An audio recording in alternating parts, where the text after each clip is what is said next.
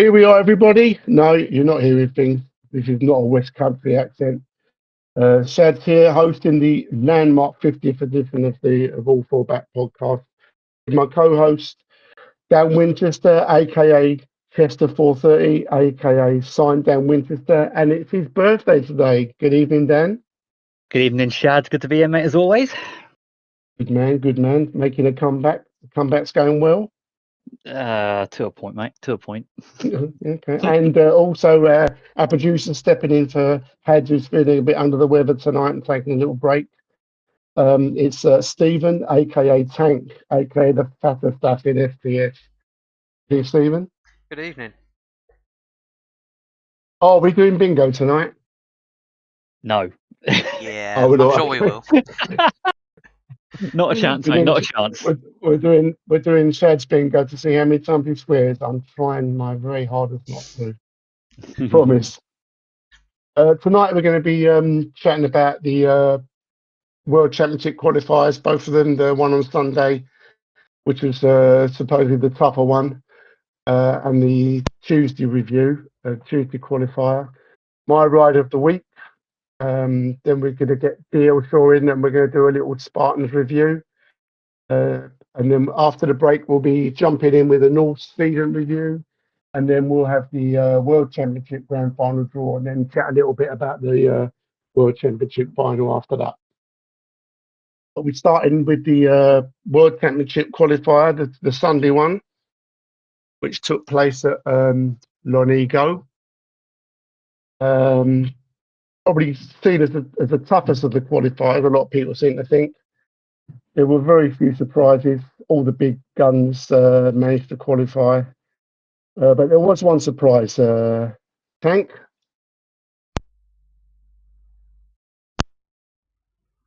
Sorry. Say again. Sorry. Yeah, there was one surprise qualifier. Do you want to talk us through it? Have we lost Tank? I don't know. He's done a Dan and not made any notes. Oh, he's got mic issues. Oh, has he? Oh, okay, dude. Yeah. Well, you wrote in this meeting, in Dan. Dan, how did you find it? Next question. Tough. Tough. Yeah, it was quite tough. A lot different to Victorville in the SCS. Yeah. I was just fortunate just to score some points, really. There was one race where I did sort of make a hash of it. I was leading my fourth ride. I had like Powys and all that, and I was leading, and then I binned it on the front straight, and then they all just screamed past me. So disappointing to be that far down. I did a load of laps beforehand, but again, it just seemed to be deserting me when it came to the race day. But I will say I will take some credit. I was in the same race as Stefan's track record, so I was side by side with him for about the first sort of 10 feet, and then he was just in the distance and gone. I mean, he was absolutely flying. You beat JC in your last race, which must have been quite pleasing for you. Yeah, I take some credit for some of the races I was in. I never like scoring. I never like not scoring a point. When you in your first race, you always want to get at least a point, so it sets your tone for the meeting. Yeah. But when you get like a last place, it's just a real kick in the guts for you. It puts you down a bit, because like literally my heart was racing like before my first heat was even you called. You got the old nerves, did you? Yeah, I mean, so being away for so long, it was I don't think anyone was expecting you to qualify, to be brutally honest. So 4 points, there's riders that have been racing for a while that didn't score. I mean, you've scored the same points as Baz. You only scored a point less than Hutty, who's been riding for a while. And Capesy, so you only scored 6. So I think you shouldn't be too disappointed. I think. Capesy would have scored 7 had he not binned it in my race when I was in, because that's my 3rd race. I was gifted that. No, sorry, 4th. We've all binned it, mate. We've all binned it. Yeah. Don't worry. Even the Yeah. best, even the best bin it. Yeah, definitely. But it was great being back in. I just thought, why not just go for it? Got nothing to lose. But say credit to the guys that did qualify. This was the more stronger semi-final as you suggested. But yeah, It didn't feel that way from where I was sitting. Well, when you're on the track in that category, you see, every race. I had one race I had Steph, another race I had Powis, then I had Sizzler, and then I had Badger as well. Of course, big riders that have raced pretty much all last season. They come at you from all sides, don't they? Yeah. Has Tank got his mic sorted yet? I have, yes. You have indeed. Good man. Yeah, I was gonna say, Badger a big rider. Nah. I think he's being generous because it's his birthday as well. Yeah, I'll let him off that one. Some noticeable, like watching the recordings back. Most people expect obviously Stefan to do well, and it looks like he's done well. Like he's like gated and he's gone, but that wasn't the case in this meeting. It was pretty much a leveler for pretty much everyone. You could say of his experience and being able to his trackcraft got him like the wins apart from dropping 1 point, but I mean I think it was heat 20 he was last for the first 2 laps. Then he was having a tussle with 101 and then he only cemented it on the last bend and that going underneath, and he pretty much done that all night. So looking at the race card doesn't really show effectively that. You look at the race card and you think Stefan's just run away with it, he's gated and he's gone, and he didn't. And then other riders like Hutty, he rode quite well all night. He made a very good start. He led for about a lap before grassing it, but even in his other rides he done quite well, and he was gating. I think JC as well had a decent meeting. And I think for me, Heat 15 was the race of the night, personally, because it was quite tight all race. Riders just chopping and changing, and I remember probably I think everyone led the race at some point in that race. So, but for me, I think it's good to see so many riders coming back as well. I mean, you got the likes of Badger coming back. Paul Tiger, it's a name I've not seen around for a while. Jan, it's good to see Jan back. Yeah. Obviously finding it a little bit tough, not in race for a while. And of course yourself, Dan. And we've got to mention the rider of the night, really. David No Fear, coming back from after a season away and scoring 12 points. Absolutely magnificent from him. Yeah, it was quite good from him, and it was nice to actually see him come back and do so well, and show he's not actually lost than that what he had when he last rode. Because it's been, I think, maybe nearly a year. It's nice. It'd be nice to see some of these riders actually racing next season as well. Coming back. I mean, the fact that they came back for this meeting, maybe get their interest going again, especially David with what he scored.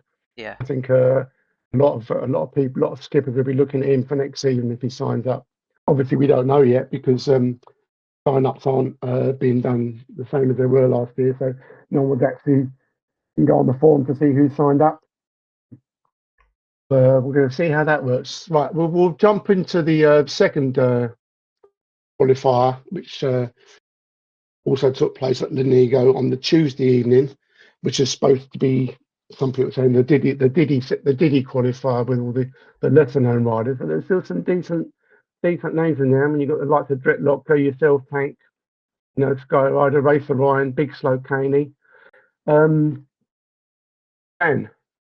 I rode in this, so I'm going to ask me something about it later, but you talk us through this.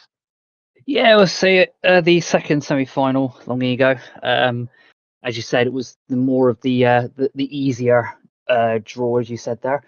For me, looking at the score chart, you had Racer Ryan, Big Slow Caney. They were the sort of the top guys going into the last round of races, but then suddenly they both had an exclusion in their last ride. And also I got to say, I did doubt you, Shaz, from qualifying, but you qualified. You did. I wasn't gonna mention it, but you did. You did message me to apologise. I did indeed. Yes, I did. You proved me wrong there, mate. So congratulations to that one. You gave me all the motivation I needed, Dan. That's what it is, man. That's what it is. But yeah, it was a good meeting. Sort of your main sort of protagonists were in there. If you can zoom in a little bit, if you can, Tank, I'd be greatly appreciated. So obviously you had there your top 8 was Caney, Squall. You had a tie for third between Shads and Sky. And then you had Jet Lotzka qualified as well. Wayne qualified. Racer Ryan, who started on a house on fire, then had 2 last places in his last 2 rides, only being qualified sixth highest. His fourth ride, he actually stopped before the line to let Danny B score a point. Oh, bless him. He actually had to sit there and wait for quite a while for Danny to get round. I think it was about 20 seconds. He sat there and waited for him to come round. Bless him. Danny is very, very raw. He's not been playing the game for that long, and I think he needs a little bit of more practice before he starts racing properly again. He needs some tutoring. So there's plenty of people around who could hold his hand, look after him, but he definitely needs to get some track craft before he can actually race again, because he just couldn't turn the bike. Yeah. It was unfortunate, but fair play on him for giving it a go. But now he knows the standard he's got to attain if he wants to race in the league. So it's all very well going around on your own. Actually racing against seasoned riders who've been around for years and know the ins and outs, it's very different from going around on your own. Big shout out to Big Slow Caney, who's sort of found his appetite for the game again. I know he lost it a little bit during the season at the Panthers. By his own admission, he sort of like tired. Rico just missed out as well. He actually beat me in one of the races. He looked pretty good, so I'm surprised he didn't qualify, but just needed that one race win.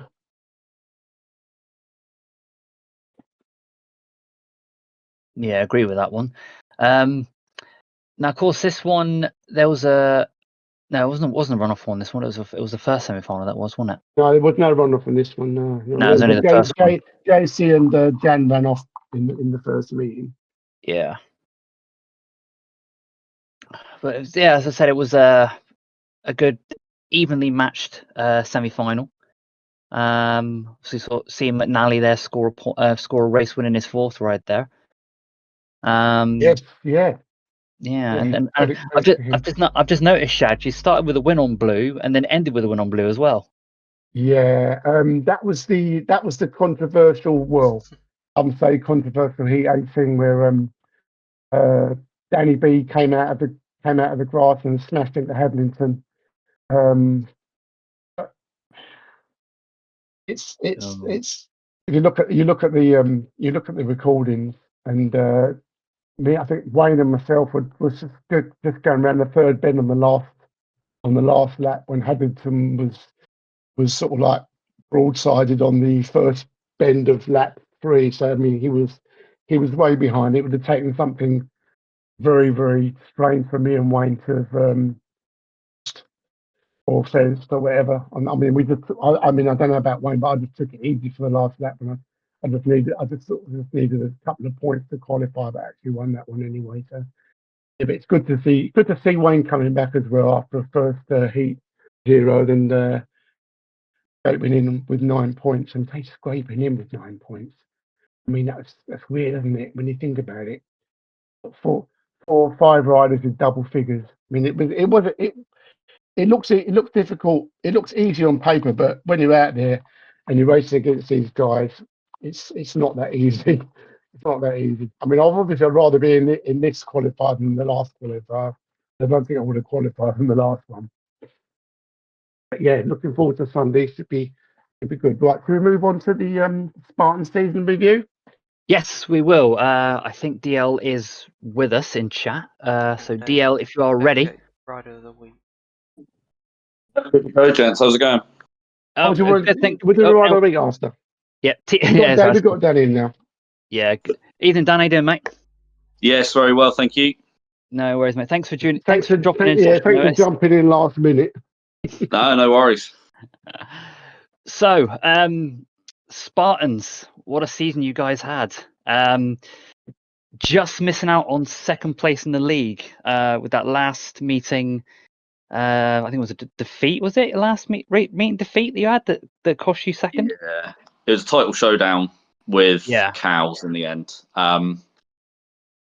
If we'd have beaten Cows by a point or two, I think we'd have secured second. But we needed a massive 16-point win, I think it was, away at their place where they've been awesome all year. So you know, we went all out to try and get the 16 points. We didn't care whether we came second or third, to be honest. So yeah, it just didn't quite work out. You can see by my score, it was a shocker because I was trying to do some team riding when that's really not my strong point. So it was a great season overall, though. Well, we are looking at the race program where you had your away or your home defeat against Cowboys 44-46, and that meeting you scored 15 points from 6 rides, but you were missing Toretto. Did that missing Toretto at that important stage of the season was that the one that sort of cost you the league, you think? It could have been, to be honest.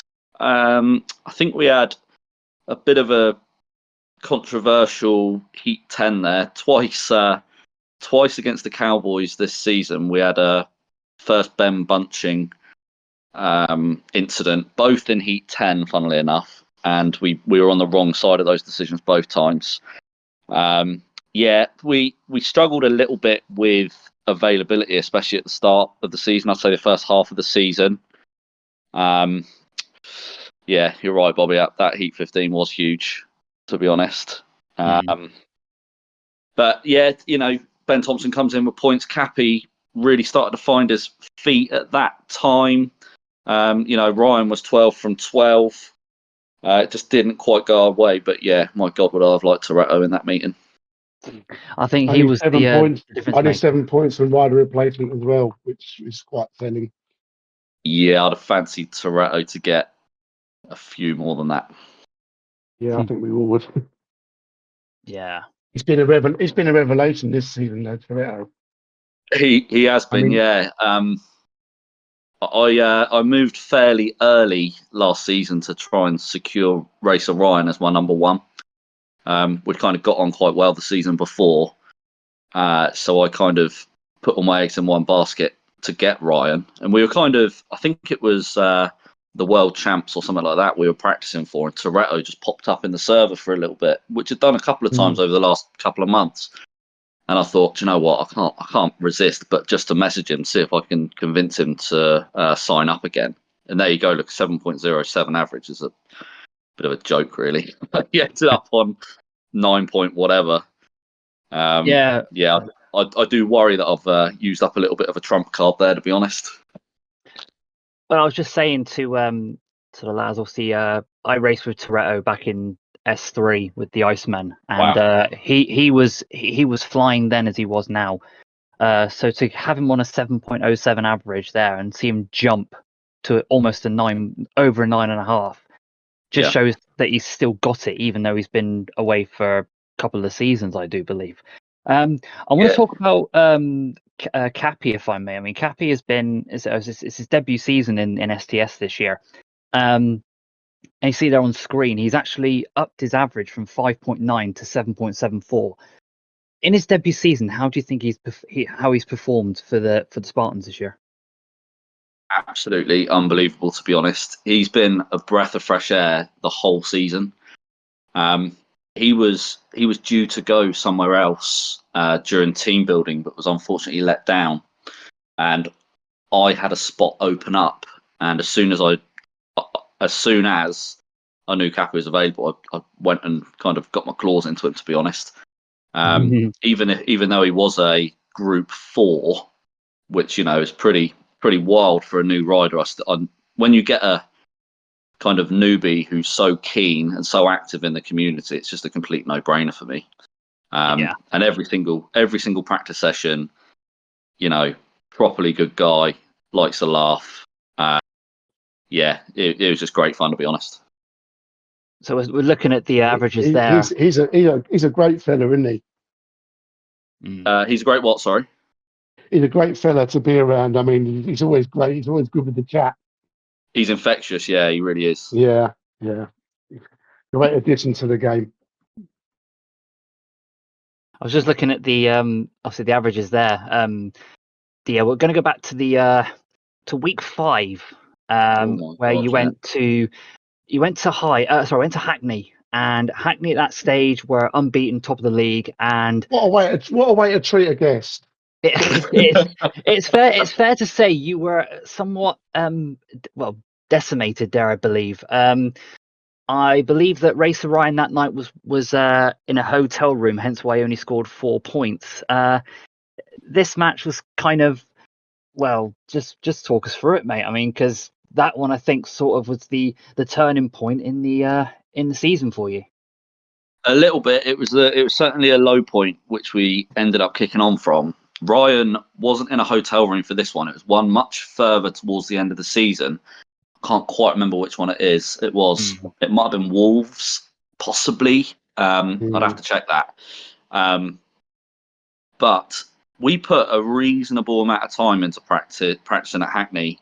But if you compare Hyde Road and Hackney, in my opinion, you can't really get two more different tracks. Hyde's wide open, it's white bike, you're ragging it round the boards. Hackney, it's a fight for the inside, and even if you are a millimetre off of the line, someone can sneak underneath you. And Hackney at that point had battered everyone as well at their own place. So as kind of embarrassing or tail between the legs at that 62.20, who we've already established a bit of a freak, and he loves that sort of track anyway. We moved on pretty well from that, and our availability of riders really took an upturn after that, which helped out quite a bit. Yeah, because Rossi wasn't around for quite a while, wasn't he? And he sort of came back towards the end of the season. That's it. Yeah, he's had a few personal issues. He put some good performances in towards the end of the season. It shows how much he missed him. He was that kind of guy who you'd have at number 6, and you could flip a coin at the start of his heat. Is he going to get a win, or is he going to come last? And that's such a dangerous weapon, I think, at reserve. And even when he had to pack in points, obviously I rode number 5 quite a lot, so I rode a lot with him. He was in every single race that I raced, and he was kind of in the hunt, but you could kind of see that little bit of rustiness where he hadn't quite got the laps and the reps in, but he still managed to find some really important points for us.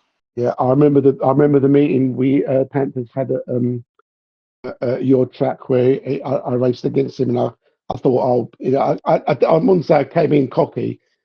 I thought, I rode there all last season. I should be okay against Rossi, but no, he taught me a lesson that night. So fair play on him. I think my confidence was a bit too.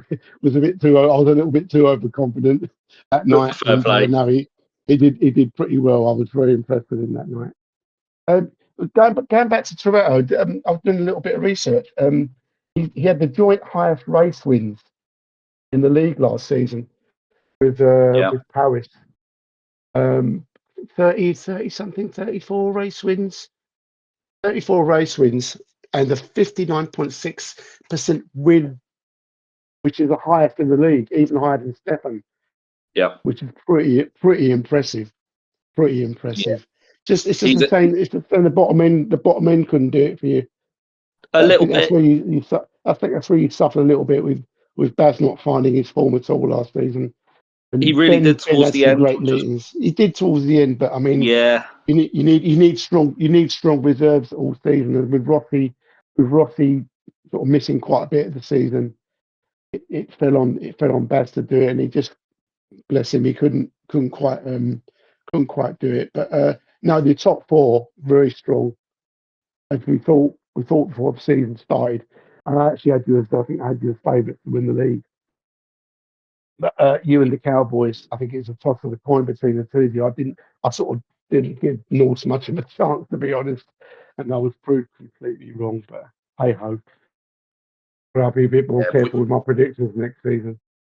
we could have done with that availability at the start of the season because I had to ride Baz in races, tracks he wasn't as comfortable at.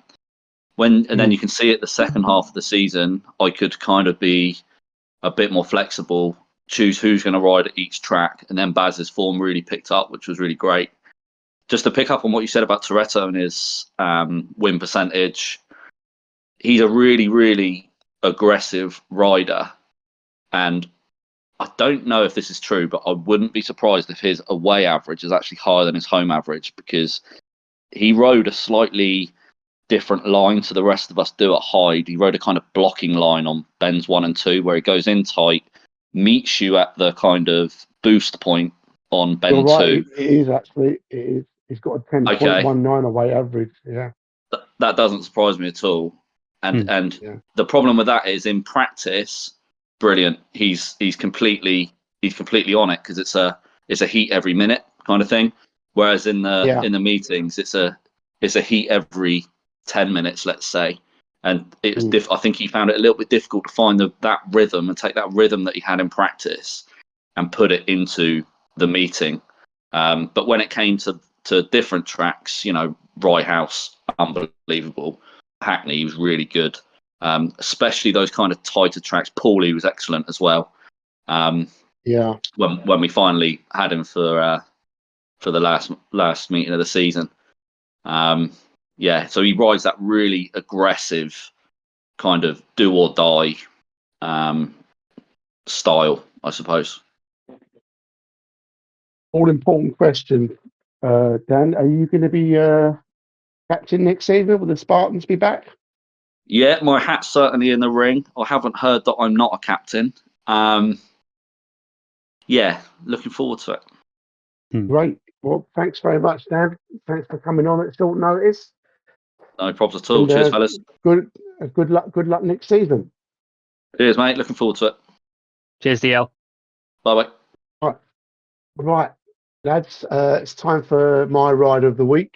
I don't think there's going to be any argument about this one. And the comeback meeting on Sunday, the World Championship Qualifier,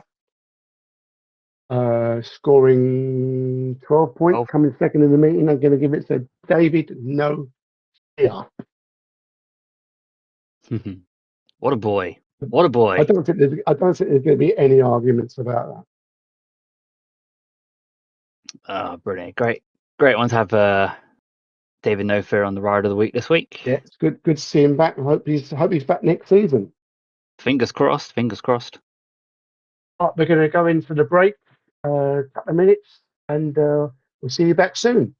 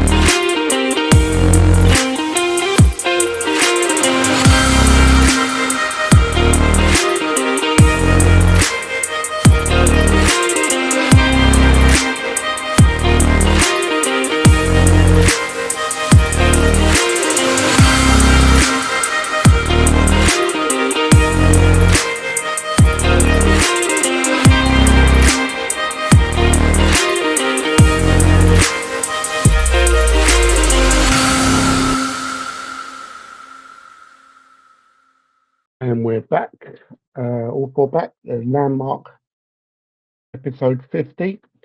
Going to talk about the Norse season now. The home form absolutely superb, best in the league by far. Away form not so good this time round, echoing a little bit of what happened there with them last season, where their away form was pretty shocking. Three wins and 3 defeats away from home. Obviously won all their home meetings. Only had it. Here's a stat for you. They had a combined 15 last places at home, which is pretty remarkable when you think about it. I don't think that's ever been done before. Dan. Yes. All important question. We've been told that the North will be returning next season. Obviously, Fecky said he's quitting the game, retiring, not actually quitting. Who do you think of the Norse riders? Who do you think will return next season to have a go at the league, if any? Oh, that is a very good question. Sorry to put you on the spot straight away. Yeah, thanks, mate. Appreciate that. You've got to earn your corn, mate. Oh yeah, definitely got to earn it. I think the one for me, who I hope will come back next season it'll be a great inclusion to the team. Wherever he signs for, is Mäkinen. That's who I think could be coming back. Of course, going into the BGPs next year as defending SCS champion. I do believe he's going to join us at the moment. So, Mäkinen, are you there, my good sir? I'm here. Good evening, guys. Good evening, Mäkinen. How you doing, mate? How you doing, mate? I'm doing fine. How about you guys? Yeah, not too bad, mate. Not too bad. We're just doing the North review. When you came into the season this year, it was because we see that last year was a learning curve for you boys. But then this year, start of the season, you were on like a house on fire. You were getting win after win after win, and it was big wins. I mean, just how do you guys do it? Because it took us all by surprise. In the off season, before this season, we took our home track, Hackney, optimized our lines, and tried to race together as a team and duos, and not all by yourself, And I think that made us improve quite a lot with Fakey helping us. So just looking at the averages on screen, a lot of positive average increases in the North team, especially Max ST. They're going from an 804 to a 969. And for yourself, you came in on a 5.2 and you jumped straight up to a 7.7. So I guess practice for you guys was the catalyst behind your good results. Yeah, we put a few laps in every night before the season started, and I think that made us have the season we have, to be honest. So we're gonna look at and obviously the FCS, you won the FCS championship. So obviously you were practicing as well for that pretty hard. You've ridden previously in the league a few years back, and obviously the improvement is there to see. I mean, your two new guys that came in, Locker and Tanny, absolutely flying. Locker was a revelation this season. Absolutely brilliant. Whenever I race against him, very difficult to beat. All you guys are so difficult to beat. They're so aggressive on the track. Great to see. So we're just looking at the when we want to look back at one of your matches that you had, which I believe was your first defeat. I believe the 10-point loss to Birmingham, week 11. Sort of the second half of the season, the forms just started to dip ever so slightly. Was there a root cause behind that, do you think? I think it's just because there's a lot of work where we guys live. We have a lot of shifts, and it was kind of hard to attend to the practices all at the same time. And I think that had a huge meaning in the end. You know, I think you caught Wolves at a bad time. If you'd have caught them at the end of the season when they were, you know, a bit of a downer, I think you might have got something there. But you caught Wolves at a bad time with actually trying. So you know, they obviously practiced well for that one, and obviously put the laps in there. And obviously, like you said, you couldn't because of work and that. It's difficult for you to practice. But no, it was. It must have been a bit of a downer for you. I wouldn't say you given up on the league at that stage.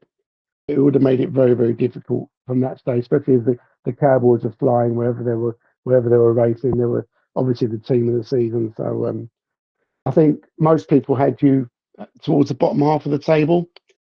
I mean, you proved a hell of a lot of people wrong. Apart from Scotty B, who had you up there anyway. I just thought I'd mention that before he does. What a boy. Yes, shout out to him. Shout out Scotty. He's been on our side the whole season. I think he was the only one who actually had you in the top half of the table. Yeah. Yeah. So of course, going into your individual performances, Mac, and of course you won the SES this season, which puts you in for the BGP next season. I did say before we started this little segment that the one person I'd like to see come back and be part of the team next year is obviously yourself. Will we see Mackinnon back in season 20? Yeah, you will. There we signing go. up for it, season 20. Good news. Oh, brilliant. So Good news. the defending SCS champion who goes to the BGP next year is back in season 20. Any team approached you yet, or any sort of messages that you've been handed that saying, oh, come ride for us yet, or can you keep is it a bit of a secret at the moment? I mean, I don't think people know that I was going to ride season 20. So now when it's They out, do now. They knew now. you're welcome. Yeah, you're welcome to ride. I'm available. Check your inbox, Mackie. It will be a bidding war. Oh yes, I think you've definitely been like one of the stalwarts of this season, and you've just been scoring consistently all the time, whether it be in a league match or an SCS. You've literally been at the top, and it's great to. What was his average again? He says. See, I think 7.2. I think, yeah, could be it. 7.74. 7.74. Yeah, 7.4. But yeah, I mean, great to see. It'll be great to see on board, Mac. And I do believe we have another. No, we don't actually have another spreadsheet for this one. But we'll say, obviously, Norse finished second, just getting the better of the Spartans in the league table. When you came into the season, did you think to yourself, okay, last year we were rock bottom, didn't win much, but this year we're going to prove them all wrong? And I said, the start of the season, you guys came on like a house on fire. And like I said, it sort of dipped towards the tail end of the season. But obviously, having second place in the league, your highest position, you've got to be happy how the team performed. Sorry, come again, the last part. I said you must be happy how the team performed this season. Oh yeah, I'm really happy. And it's great to hear that you're going to be back in season 20, Mackinnon. So that's good news. And a BGP debutant as well. Yeah, that will be fun, to be honest. It will be Yeah. really fun. I just hope my schedule at work won't collide with the meetings. Shad, do you want to lead on, mate? No, that sounds great. I'm looking forward to next season. See how many the Swedish guys you can bring with you, because it's been a breath of fresh air for the game. I know we all moaned about it, about the averages and that, but it was great riding against you. Always tough meetings, or the ones I've actually watched. Obviously very aggressive, especially on the corners, barging people out of the way, which is what I like to try and do. But obviously not successful with you guys. Thanks, Mackie. Thanks for coming on at short notice, mate. Yeah, thanks for having me. Take care. Brilliant. Thanks, Mackie. All the best, mate. Right, I think we're ready for the all-important World Championship final draw, which you're not in, Dan, and I am. Yeah. Thanks, mate. Appreciate that. Thanks, Yeah. when you're So ready. we're just looking at the lineup first of all. So these are the riders that are in the World Final, taking place at Vastavik on the 15th. So only a couple of days away. So without any further ado, let's start with the draw.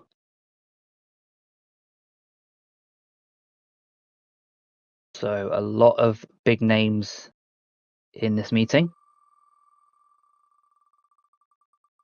So first rider out will be Big Slow Caney, goes in at number 1 in the grand final. He will be joined in race number 1. Oh, hello. Yeah. Oh, hello. There you go, Shads. Heat Hello. 1. There we go. Heat 1 again. Yeah, Heat 1. As it's been all season. Two gate 2s. There we go. So who's in number 3? Ooh, Big Slow Caney and Squall goes in at number 3 there. So Mickey Shads always says to me when I'm in a meeting with school, I don't care how many points you score as long as you beat him. and you're joined in Heat 1 by Wolfie. Oh, that's a tough first heat. Yeah, Jeez. that is indeed. You almost drew Stefan there on that first one as But they're well. all going to be tough heats. What am I Yeah. talking about? It's not an easy heat here. So number 5 will be Racer Ryan. Of course, qualified from semi-final number 2.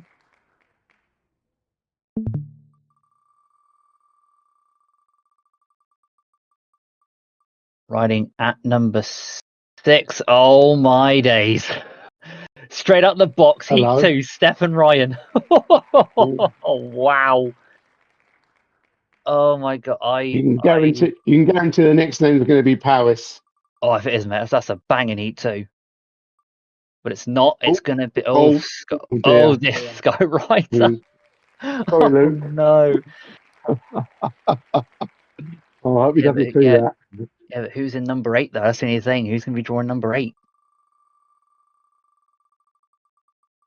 So number 8, it will be this week's David. Rider of the Week, David No Fear. Yeah. So again, a tough heat number 2 there for those 4: Racer Ryan, Steph, Sky Rider, and David No Fear.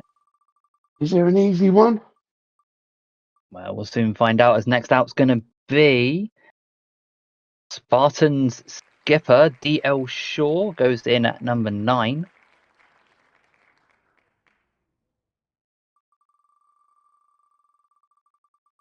So number 10, it will be Stephen 101, who qualified from semi-final number 1.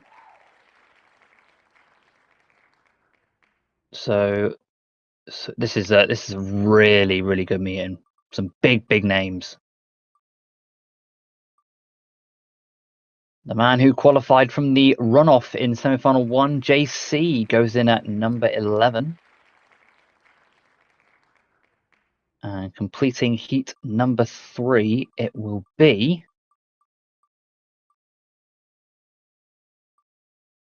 Powis. So again, there we go. So there's no semi-finals and final in this, so it's all about how many points you score in the qualifiers. It's a straight, you straight can't 20 really fault. You can't really fault the last place. Powis, JC, Stephen, and DL Shaw, heat 3 there. Heat 4 sees Dret Lotka going number 13. So he'll have back-to-back races there with in heats 4 and 5. We can have the spreadsheet up after. Yeah, I think we will. Then Cam goes in at number 14, which just leaves Cam's Wayne. had a really good end. He's had a really good end to the season, Cam. He's been flying the last few weeks. That 21 point haul. He scored that maximum, didn't he? That 21 pointer, didn't he? At Yeah. Wolves, at Birmingham. Yeah. So Wayne goes in at number 15, which leaves Sizzler, our old favourite, at number 16 for the World Final.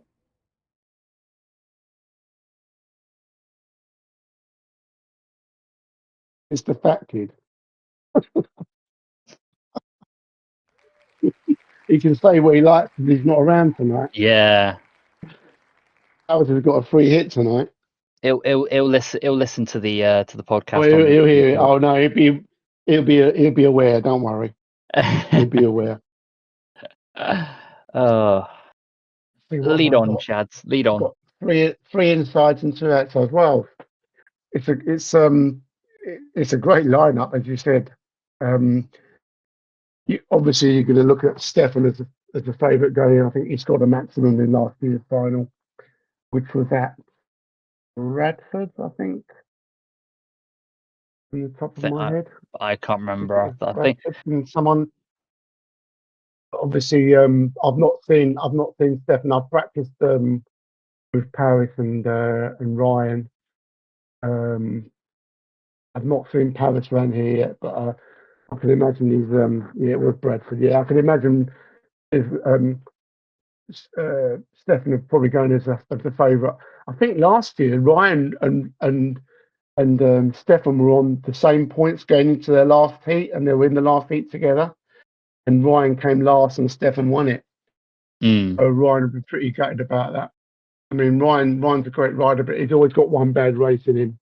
Whereas Stefan always seems to, even when he misses the gate, he always seems to back his way through. His track craft is absolutely superb.